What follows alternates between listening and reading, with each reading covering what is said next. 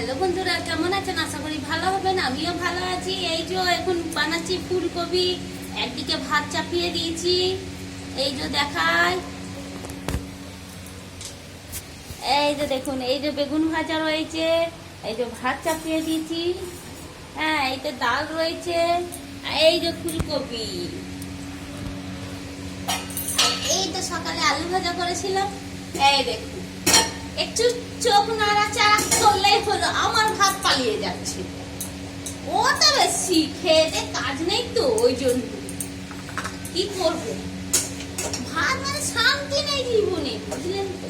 সত্যি কথা, শান্তি নেই জীবনে। ভাবছি শান্তি শব্দটাই আমার জীবনে কপালে নেই, বুঝে গেলেন? এই যে আলু ভাজা সকালে করেছিলাম, আর এখন তো বেগুন ভাজা করেইছি। সেই বেগুন ভাজাটা যে দুপুরে ভাত আজকে খাওয়া হবে, এটাই খাওয়া হবে। কি করবো বলুন তো, কিছু করার নেই। আর এইদিকে সকাল থেকে এত শরীর খারাপ, বমি সব হচ্ছে, শরীরটা মানে এমন, রান্না করতে ইচ্ছা করে। এই তো রান্না করতে বসেছি, এখন 12টা বাজছে, 12:30, 1টা, 1:45 বাজতে। এই যে দেখুন ভাত হয়ে গেছে মোটামুটি। হ্যাঁ, এই আলু সিদ্ধ দিয়ে দিয়েছি, কপি ভাজা আর আলু সেদ্ধ। আলু হয়ে গেছে বেশ। আর সকালে আমি ভাত করেছিলাম নিজের জন্য, দিয়ে ওইটাই এই যে ভাত করেছি, সেইটা আলু সিদ্ধ নুন দিয়ে ভাত খেলাম। এত বমি, এত বমি, এত শরীরটা মানে খারাপ হয়ে গেছে। দিয়ে মেয়েকে স্কুল দিতে গেছি, স্কুল আবার কি মন হলো, আবার কে আনতে যাবে, আবার রাত্রে থেকে ফিরে চলে এলাম। আর ভালো লাগলো না, দিয়ে দূর থাক, কে দুপুরে আর আনতে যাবে। এতই শরীর খারাপ। জীবনে একা থাকলেও তাই, 10 জন থাকলেও তাই। কথাই আছে না, আপনাকে কেউ সাপোর্ট করবে না, নিজের হাত পা জগন্নাথ। কি করবো। আর দাদা ভাই আপনার কত করবে বলুন না? একা মানুষ, ও সুগার, এক মুঠো ভাত খায়, ও কোনো রকম কাজ না করবে তো খাবো কি, ঠিক না? একটু আর ভাত করলেই হচ্ছে।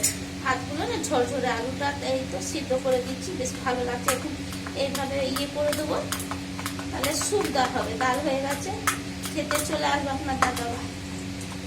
কি করবো, কিছু করার নেই। এত শরীর খারাপ না, মন করছে না, মন করছে ঘুমিয়ে যায়। ঘুমিয়েছিলাম, দিয়ে উঠেছি, দিয়ে রান্না করবো।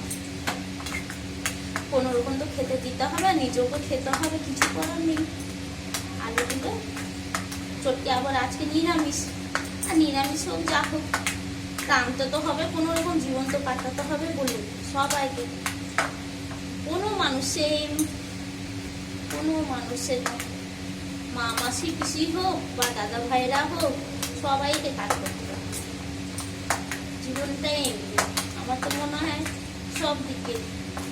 আপনার দাদা ভাই শরীর খারাপ হলেও তাও কাজ করতে যাচ্ছে। ওইটাই হচ্ছে, না কাজ করলে খাবো, সংসার কি করে চালাবো, এটাই চিন্তা।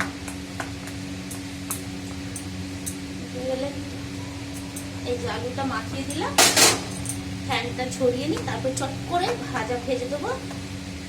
ব্যাস, এই আলু চুন মাখা এই মাখিয়ে দিলাম, চট করে খাওয়া হয়ে যাবে। ভাত হয়ে গেছে, ডালটা একটু ঘি দিয়ে করে দেবো, সাঁতলে দেবো, ব্যাস।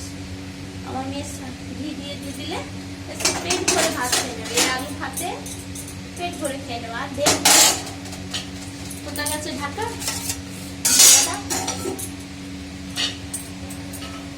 ঢাকা দিদি। বেশ, টাটা, রাখছি। সবাই ভালো থাকবেন, সুস্থ থাকবেন।